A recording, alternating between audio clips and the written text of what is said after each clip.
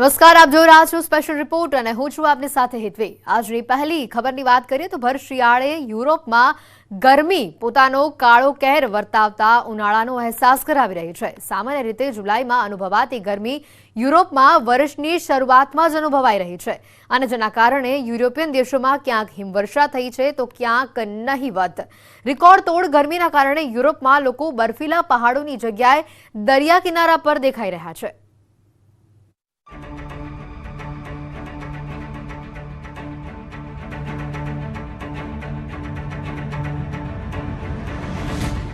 યુરોપમાં ઠંડીની મોસમમાં ગરમી, વર્ષની શરૂઆત રહી ગરમી ભરી। શિયાળામાં તૂટ્યા ગરમીના રેકોર્ડ।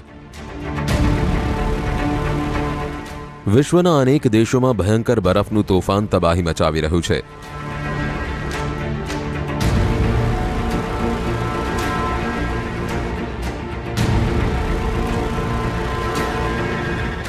તો બીજી તરફ યુરોપ દેશ ગરમીનો પારો સહન કરી રહ્યું છે। અનેક સદીના રેકોર્ડ તોડે એવા ગરમીના આંકડાઓ નોંધાઈ રહ્યા છે। હવામાન શાસ્ત્રીઓએ પણ હજુ આગામી દિવસોમાં ઉનાળાની ગરમી સમાન આંકડાઓ નોંધાય તેવી શક્યતાઓ વ્યક્ત કરી રહ્યા છે, જેને લઈ યુરોપમાં વર્ષ 2023ની શરૂઆત પણ ઐતિહાસિક શિયાળાની હીટવેવ સાથે થઈ હતી। યુરોપના ઇતિહાસમાં પ્રથમવાર જાન્યુઆરીની શરૂઆતના દિવસો ગરમ નોંધાઈ રહ્યા છે। આ ગરમીને લઈ યુરોપના અનેક દેશોમાં મિશ્ર વાતાવરણ જોવા મળી રહ્યું છે, જ્યાં કેટલાક વિસ્તારોમાં હિમવર્ષા થઈ છે તો બીજી તરફ અનેક વિસ્તાર એવા પણ છે જ્યાં બરફવર્ષા નહિવત પ્રમાણમાં છે। ઉનાળાનું તાપમાન અને વર્ષના તાપમાનમાં કોઈ તફાવત નજર નથી આવી રહ્યો।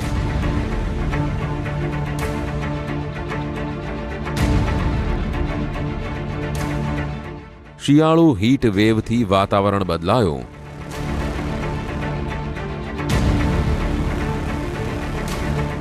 ક્યાંક ઓછી હિમવર્ષા તો ક્યાંક નહિવત। ઇતિહાસમાં જાન્યુઆરીના સૌથી ગરમ દિવસો જે યુરોપિયન દેશોમાં નોંધાયા છે તેવા દેશોમાં નેધરલેન્ડ, ડેનમાર્ક, પોલેન્ડ, ચેક રિપબ્લિક, બેલારૂસ, લાતવિયા અને લિથુઆનિયાનો સમાવેશ થાય છે, જેમાં પોલેન્ડની રાજધાની વોર્સોમાં જાન્યુઆરી 1ના રોજ 18.9 ડિગ્રી સેલ્સિયસ તાપમાન નોંધાયું હતું। 30 વર્ષ પહેલા નોંધાયેલા અગાઉના રેકોર્ડ કરતાં પણ 5 ડિગ્રી સેલ્સિયસ વધુ ગરમી નોંધાઈ છે। નવા વર્ષના સપ્તાહના અંતે શિયાળુ હીટવેવે સમગ્ર યુરોપમાં રાષ્ટ્રીય તાપમાનના અનેક રેકોર્ડ તોડી નાખ્યા છે, જેના કારણે કેટલાક સ્કી રિસોર્ટને અપૂરતા બરફના કારણે બંધ કરવાની ફરજ પડી રહી છે। ફ્રાન્સના હવામાન શાસ્ત્રી ગિલાઉમ સેચેટના જણાવ્યા અનુસાર 2023ના પ્રથમ દિવસે યુરોપે ઇતિહાસના સૌથી અવિશ્વસનીય વાતાવરણ દિવસ પૈકીના એક દિવસ તરીકે અનુભવ કર્યો હતો। તાપમાનનો પારો સતત વધી રહ્યો છે। આ દરેક પાસાની અસર યુરોપિયન દરિયા કિનારા પર જોઈ શકાય છે। અગાઉ લોકો જ્યાં પર્વતીય પ્રદેશોમાં સ્કીઇંગની મજા માણવા પહોંચતા હતા તેને બદલે હવે તેઓ દરિયા કિનારે વેકેશનની મજા માણતા નજરે પડી રહ્યા છે। યુરોપિયન દેશોના તાપમાનના આંકડાઓ પર નજર કરવામાં આવે તો વોર્સોમાં 18.9 ડિગ્રી, બિલ્બાઓમાં 24.9 ડિગ્રી, સ્વિટ્ઝરલેન્ડમાં 20 ડિગ્રી, ગ્લુકોલેઝીમાં 17.7 ડિગ્રી તાપમાન નોંધાઈ ચૂક્યું છે। શિયાળાના અકાળે ગરમ હવાની ચેતવણી અગાઉ જપાઈ હતી, પરંતુ અમેરિકા સહિતના દેશોમાં આવી ચડેલા ભયંકર તોફાનને ધ્યાને રાખતા ગરમીની આગાહી પર વિશ્વાસ નહોતો થઈ રહ્યો।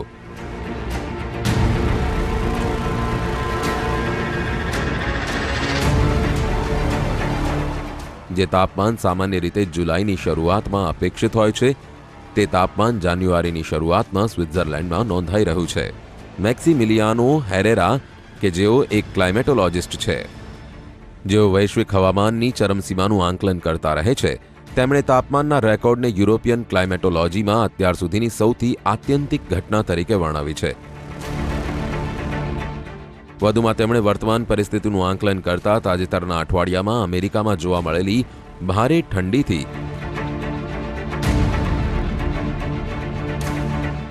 યુરોપિયન દેશોની સ્થિતિને તદ્દન વિપરીત ગણાવી. યુરોપે ગયા વર્ષે પણ ગરમીનો રેકોર્ડ તોડ્યો હતો અને 2023 પણ તેનાથી અલગ નહીં જ હોય.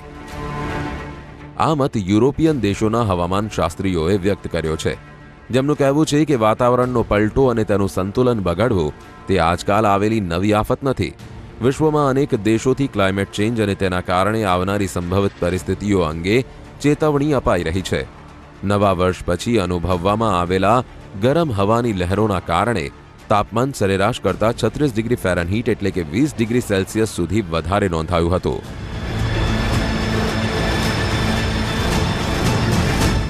છેલ્લા એક દાયકામાં 100થી વધુ ગરમ સ્પેલ્સના વિશ્લેષણોએ દર્શાવ્યું છે કે આધુનિક ગ્લોબલ વોર્મિંગ, જેમાંથી મોટાભાગના અશ્મિભૂત ઇંધણના સળગાવવાને કારણે નિર્માણ પામ્યા હતા.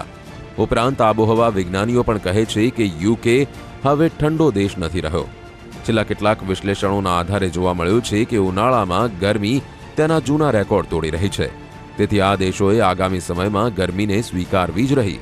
આ અત્યંત ગરમ તાપમાન વધુ લાંબા સમય સુધી રહેવાની ધારણા નથી, પરંતુ હવામાન શાસ્ત્રીઓના મતે સરેરાશ કરતાં વધુ તાપમાન મેઇનલેન્ડ યુરોપને ઓછામાં ઓછા જાન્યુઆરીના બીજા અઠવાડિયા સુધી ગરમીનો અહેસાસ કરાવી શકે છે.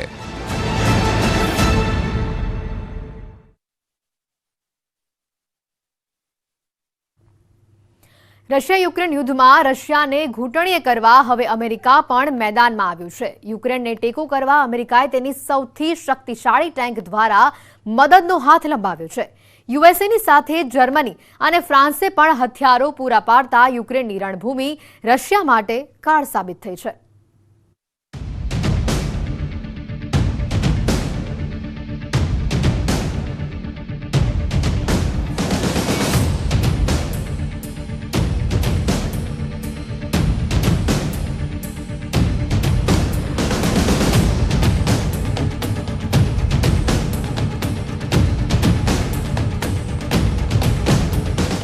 હિંમતથી દુશ્મનો પણ કાંપી ઉઠે. ચાલે તો યુદ્ધના મેદાનમાં પરસેવો છોડાવી દે. ટેન્ક નહીં, ટેન્ક કિલર છે આ. યુક્રેનની રણભૂમિમાં રશિયાના નવા કાળ છે આ. અમેરિકા પહેલીવાર યુક્રેનને આપશે અમેરિકાનું સૌથી ખાસ હથિયાર. કોઈ પણ યુદ્ધનો નકશો બદલવાનું છે સામર્થ્ય. અમેરિકાના એસએમસી કોર્પોરેશન દ્વારા નિર્માણ પામેલ મશીન ગનથી તૈયાર 25 mm બુશ માસ્ટર ચેન બંદૂક, 2 BGM-71 TOW anti tank missile, 27 ટનથી વધુ વજન ધરાવનાર, 56 કિલોમીટર પ્રતિ કલાકની સ્પીડ. આ ટેન્કના માત્ર દુશ્મન ઉપર આગના ગોળા વરસાવી શકે છે, પરંતુ સૈનિકોને પૂરી સુરક્ષા સાથે એક જગ્યાએથી બીજી જગ્યાએ લઈ જઈ પણ શકે છે. આ બખ્તરબંધ વાહનમાં એવું શું છે કે જેને જોઈને જ રશિયા ગભરાઈ ગયું છે?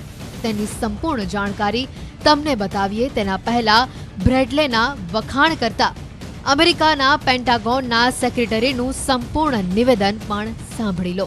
In terms of what the Bradleys bring, it is obviously an armored capability that can transport mechanized infantry into battle in support of both offensive and defensive operations, providing a level of firepower and armor that will bring advantages on the battlefield as Ukraine continues to defend their homeland. આ Bradley વાસ્તવમાં track પટ્ટા પર ચાલે છે, પૈડા પર નહીં. America યુક્રેનમાં 50 Bradley fighter week મોકલવા જઈ રહ્યું છે. બ્રેડલે ચલાવવા 3 સૈનિકોનો ક્રૂ જોઈએ અને તેમાં કુલ 9 સૈનિકો સવાર થઈ શકે છે. હવે સવાલ એ છે કે જ્યારે આ બ્રેડલે જે ટેન્ક કરતાં પણ હળવા અને મજબૂત છે તે અમેરિકાના કાફલામાં પહેલેથી જ હાજર છે, તો પછી યુક્રેનને આપવામાં આટલો વિલંબ કેમ? તેનો જવાબ યુદ્ધની લડાઈની વ્યૂહરચનામાં રહેલો છે, જે મુજબ રશિયાની ટેન્કોનો કચરો કહે છે કે જો યુક્રેનને બ્રેડલે મળે તેથી યુદ્ધમાં અજાયબીઓ હોઈ શકે છે. અમેરિકા ખુશ છે કે તે પુતિનની ચેતવણીઓને ધ્યાનમાં લીધા વિના ઝેલેન્સ્કીને નવા શસ્ત્રોથી સજ્જ કરી રહ્યું છે. I can confirm that another round of security assistance for Ukraine is anticipated tomorrow, and that, as the White House has indicated, that new assistance will include Bradley fighting vehicles.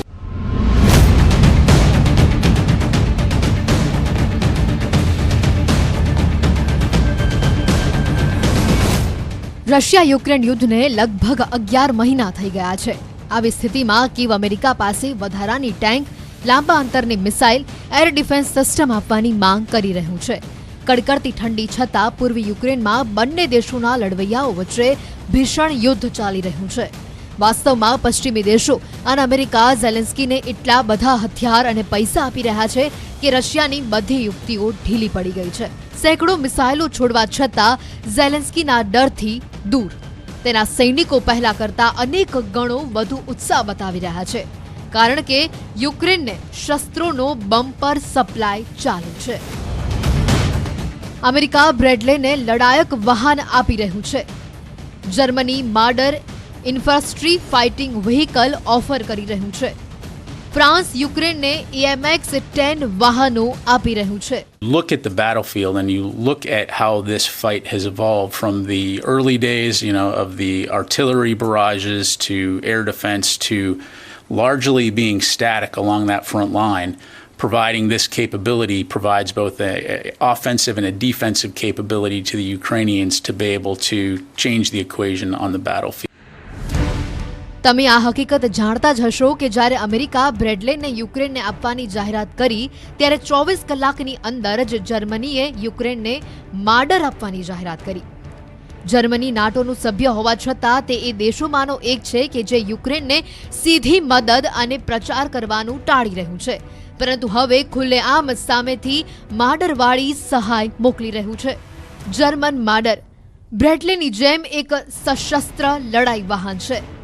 માર્ડર પણ ટાયર નહીં, track પર ચાલે છે. માર્ડર 7.62 mm machine ગનથી સજ્જ છે. માર્ડરમાં ક્રૂમાં 3 સૈનિકોનો સમાવેશ થાય છે, પરંતુ તેના પર 5 થી 6 સૈનિકો સવાર થઈને મેદાનમાં ઉતરી શકે છે. જર્મની યુક્રેનમાં લગભગ 40 માર્ડર મોકલી રહ્યું છે. મિસાઇલોથી હચમચી ગયેલા ઝેલેન્સ્કી માટે નવા વર્ષમાં આ એક આર્મ્સ બોનન્ઝા છે, કારણ કે પેટ્રિયટ મિસાઇલોનો જખીરો પણ યુક્રેન પહોંચી રહ્યો છે. જર્મની યુક્રેનને પેટ્રિયોટ મિસાઇલ બેટરી પણ આપી રહ્યું છે, અર્થાત પુતિન ઈચ્છે તેટલા તોપનો શેલ વરસાવી શકે છે યુક્રેન યુદ્ધના અંત સુધી. જ્યાં સુધી પુતિન હુમલો બંધ ન કરે અથવા ઝેલેન્સ્કીને શસ્ત્રો પૂરા પાડે ત્યાં સુધી પરિણામ ન આવી શકે, અથવા કંઈ કહી શકાય નહીં. તે બંધ થવું જોઈએ, જે અત્યારે બંધ થાય તેવું લાગતું નથી. આ ત્યારે છે જ્યારે વિશ્વભરના સંરક્ષણ નિષ્ણાતોનું જૂથ નાટોને સલાહ આપી રહ્યું છે, રશિયાને નષ્ટ કરશો નહીં તો પુતિનનું રશિયા વિશ્વને બરબાદ કરશે, જેની આગમાં અમેરિકા અને બ્રિટન નાશ પામશે, કારણ કે રશિયા પરમાણુ બોમ્બ બનાવવામાં માસ્ટર છે. પુતિનની પરમાણુ શક્તિ જમીન, આકાશ અને પાણીમાં ફેલાયેલી છે, જે 30 દેશોના બનેલા નાટો સાથેના વ્યવહારમાં રશિયાને ઘણી મદદ કરી રહી છે. ફેડરેશન ઓફ અમેરિકન સાયન્ટિસ્ટના જણાવ્યા અનુસાર રશિયા પાસે હાલમાં 1185 પરમાણુ સક્ષમ ઇન્ટરકોન્ટિનેન્ટલ બેલિસ્ટિક મિસાઇલો છે. આ સિવાય સબમરીનમાંથી 800 ન્યુક્લિયર બેલિસ્ટિક મિસાઇલ છોડવામાં આવી શકે છે. રશિયા પાસે આવા બોમ્બર્સ પણ છે જે 580 પરમાણુ બોમ્બ દુનિયામાં ગમે ત્યાં ફેંકી શકે છે. રશિયાની આ શક્તિને માત્ર શસ્ત્રોની પડકાર આપીને ફેલાવાથી રોકી શકાય છે. 11 મહિનાના યુદ્ધે એ પણ સાબિત કર્યું છે કે જ્યાં સુધી શસ્ત્રોનો જથ્થો યુક્રેનને પહોંચતો રહેશે ત્યાં સુધી ઝેલેન્સ્કીની શરણાગતિની તારીખ આગળ વધતી રહેશે. પશ્ચિમી દેશો અને અમેરિકા આ જ કરી રહ્યા છે. ફ્રાન્સના રાષ્ટ્રપતિ, જેમને પુતિનને ફોન પર અણુબોમ્બ ફેંકવાની ધમકી આપી હતી, તો ફ્રાન્સ યુક્રેનને અમેરિકન બ્રેડલે જેવું AMX-10 વાહન આપવા જઈ રહ્યું છે.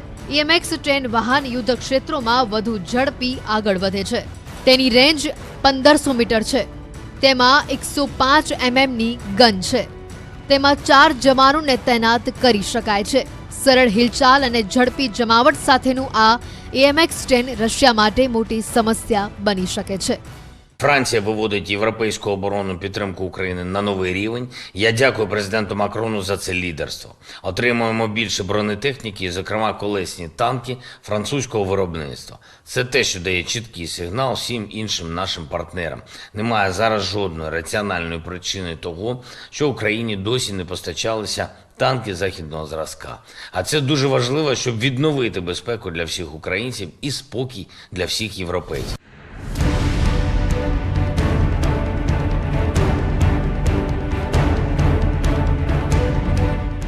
કહેવામાં આવી રહ્યું છે કે બ્રેડલેને તૈનાતી બાદ પેટ્રિયેટ મિસાઇલોની તૈનાતી કીવને કિલ્લામાં ફેરવી દેશે. પેટ્રિયેટ એ લાંબા અંતરથી એર ડિફેન્સ મિસાઇલ સિસ્ટમ છે. પેટ્રિયોટ એર ડિફેન્સ સિસ્ટમના એક પ્રક્ષેપણમાં 4 મિસાઇલો હોય છે. Patriot air defence system fighter એરક્રાફ્ટનું રડાર 110 થી 130 કિલોમીટરની રેન્જમાં છે. 160 થી 190 કિલોમીટરની રેન્જમાં બોમ્બર્સ, 85 થી 100 કિલોમીટરની રેન્જમાં મિસાઇલ, 60 થી 70 કિલોમીટરની રેન્જમાં મિસાઇલના વોરહેડને શોધે છે અને તેનો નાશ કરે છે.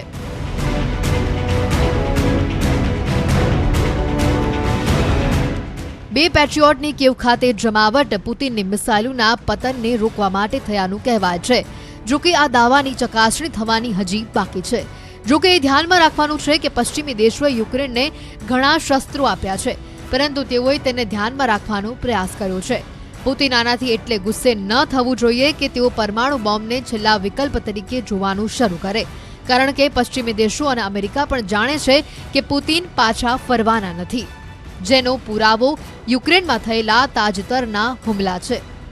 Авіація Сил оборони протягом минулої доби завдала 20 ударів по районах зосередження ворога, а також 5 ударів по позиціях його зенітно-ракетних комплексів. За попередню добу на східному напрямку підрозділи зенітних ракетних військ повітряних сил ЗСУ знищили російський штурмовик Су-25, ударний вертоліт К-52 та БПЛА оперативно-тактичного рівня Орлан-10. અમેરિકા, જર્મની અને ફ્રાન્સ જેવી શક્તિઓ આ સમયે ખૂબ જ ઝડપથી શસ્ત્રો સપ્લાય કરી રહી છે. તેનું મુખ્ય કારણ યુદ્ધમાં પુતિનનું પ્રદર્શન છે, જેનો યુક્રેન દાવો કરી રહ્યું છે. તે પુતિનની સામે ગંભીર સવાલ ઉઠાવી રહ્યું છે. 1 જાન્યુઆરીથી 5 જાન્યુઆરી સુધી યુક્રેનના સંરક્ષણે રશિયન સૈનિકોના મૃત્યુના દૈનિક અહેવાલ જારી કર્યો છે, જે મુજબ 5 દિવસમાં 3760 સૈનિકો માર્યા ગયા. વર્ષ 2022ના અંતિમ દિવસ એટલે કે 31મી ડિસેમ્બર સુધીમાં યુક્રેનના યુદ્ધમાં રશિયાના 1,05,960 સૈનિકો માર્યા ગયા હતા, જ્યારે 1 જાન્યુઆરી 2023 સુધીમાં 1,06,720 સૈનિકો, 2 જાન્યુઆરી સુધી 1,07,440 સૈનિકો, 3 જાન્યુઆરી સુધી 1,08,190 સૈનિકો, 4 જાન્યુઆરી સુધી 1,08,910 સૈનિકો અને 5 જાન્યુઆરી સુધી 1,09,720 જવાનો શહીદ થયા છે. રશિયાએ સ્વીકાર્યું છે કે યુક્રેનની જમીન પર એક જ હુમલામાં તેના 89 સૈનિકો માર્યા ગયા છે, જેના કારણે રશિયાએ 24 કલાકની અંદર 120 યુક્રેનિયન સૈનિકોને મોતને ઘાટ ઉતારી દીધા. રશિયાએ તેના સૈનિકોને તેમના મોબાઈલ ફોનને નિશાન બનાવવા માટે જવાબદાર ગણાવ્યા છે. રશિયાના સંરક્ષણ પ્રધાન સર્ગેઈએ કહ્યું કે તેમના સૈનિકોએ મોબાઈલ ફોનનો ગેરકાયદેસર ઉપયોગ કર્યો અને યુક્રેન તેનો ફાયદો ઉઠાવ્યો. યુક્રેને રશિયાને આ હુમલામાં 400 સૈનિકો માર્યા ગયાનો દાવો કર્યો હતો, જે રશિયા દ્વારા નકારી કાઢવામાં આવ્યો અને અગાઉ તેમની સંખ્યા 63 હતી. બીજા દિવસે રશિયાએ 89 સૈનિકોના મૃત્યુની પુષ્ટિ કરી હતી. જો કે યુક્રેને રશિયાની ફોન થિયરીને ફગાવી દીધી છે. યુક્રેનના મિલિટરી ઇન્ટેલિજન્સ ચીફનું કહેવું છે કે તેમની પાસે રશિયાના મિલિટરી બેઝને ટ્રેસ કરવા માટે વધુ નક્કર ટેકનોલોજી છે. અમેરિકા અને ફ્રાન્સ સહિત કેટલાય દેશોએ તેમના જાસૂસી ઉપગ્રહોના સ્ત્રોતની ગુપ્તચર માહિતી યુક્રેન સાથે શેર કરી છે, જેના કારણે યુક્રેનને રશિયન સૈનિકો, મિલિટરી બેઝ અને આર્ટિલરીનું રિયલ ટાઈમ લોકેશન મળી રહ્યું છે. આ જ કારણ છે કે યુક્રેનમાં મોટી સંખ્યામાં રશિયન સૈનિકોની હત્યા થઈ રહી છે, પશ્ચિમી દેશોની મદદથી. ઝેલેન્સ્કી યુદ્ધમાં પુતિનને માત આપી રહ્યા છે, પરંતુ કેટલા સમય માટે તે અત્યારે કહેવું મુશ્કેલ છે.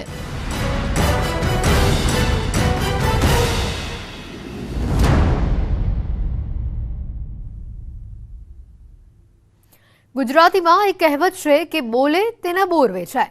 આ કહેવત ક્યાંથી શરૂ થઈ ખબર છે?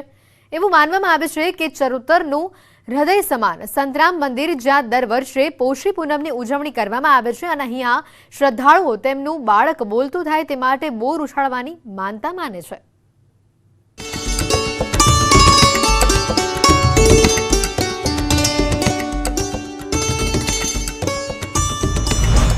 પોષી પૂનમના દિવસે પ્રસાદ રૂપી બોરની બોલબાલા. સંતરામ મંદિરમાં ઉછળ્યા હજારો મણ બોર. પોષી પૂનમે કેમ બોર ઉછાળાય છે તેનો જવાબ આપીએ તે પહેલા આ દ્રશ્યો જુઓ. મંદિરની ઊંચી મેડીએ ચઢી લોકો બોર ફેંકી રહ્યા છે અને નીચે ઉભેલા ભક્તો તેને ઝીલી રહ્યા છે. ત્યારે આપને સવાલ થતો હશે કે આવી રીતે ખોબલે ખોબલે કેમ બોર ફેંકાય છે?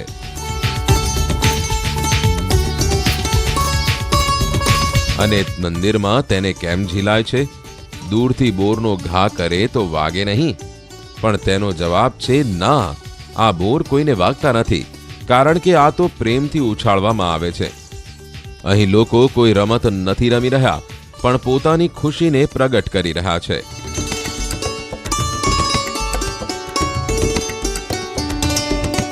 નડિયાદ સંતરામ મંદિર સાથે એક માન્યતા જોડાયેલી છે.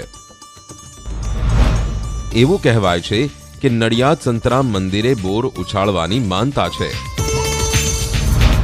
મૂંગા બાળકો બોલતા થઈ જાય.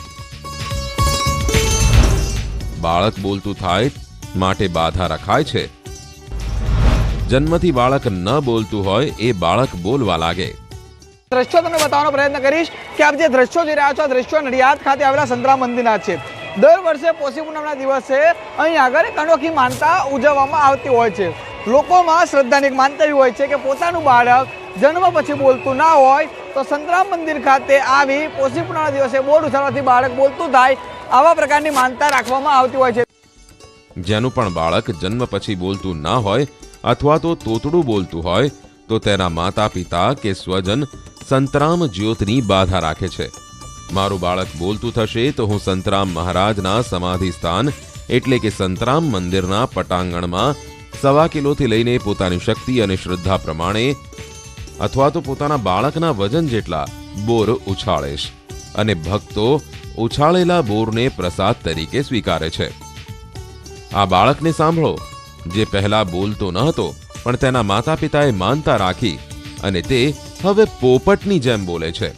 मैं यहाँ पे बोर 5 किलो लेके आया हूँ और मैं यहाँ पे इसलिए आया हूँ क्योंकि मैं पहले बोलता नहीं था, अभी बोलना सीख गया. आप ज्यादा बोलते हो या कम बोलते हो? आप ज्यादा.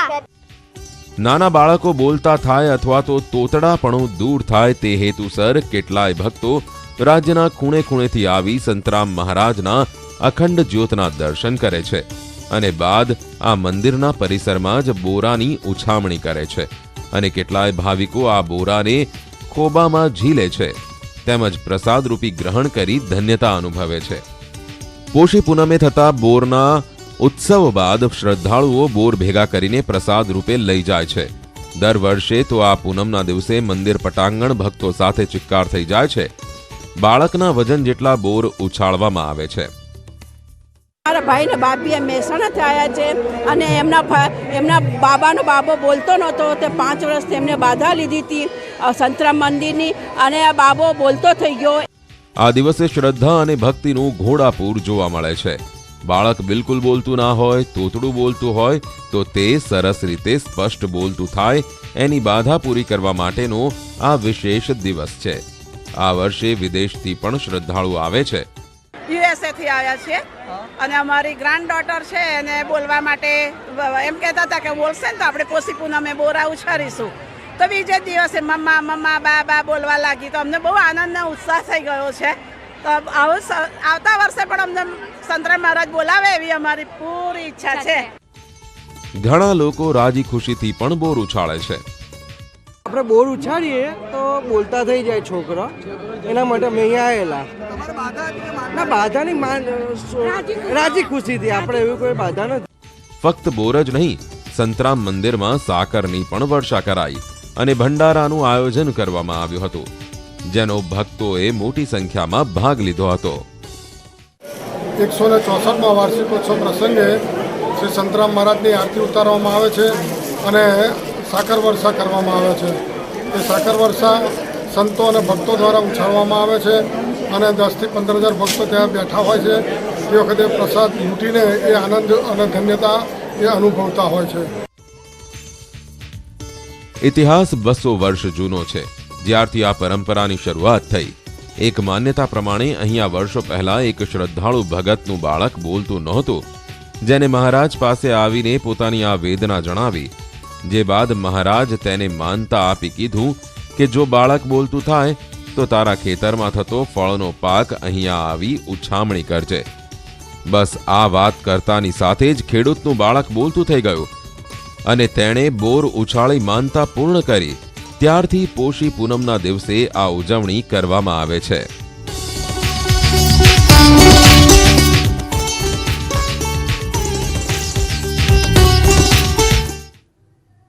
તો સ્પેશિયલ મીડિયાના માધ્યમથી સ્પેશિયલ રિપોર્ટમાં અત્યારે બસ આટલું જ. મને રજા આપશો. નમસ્કાર.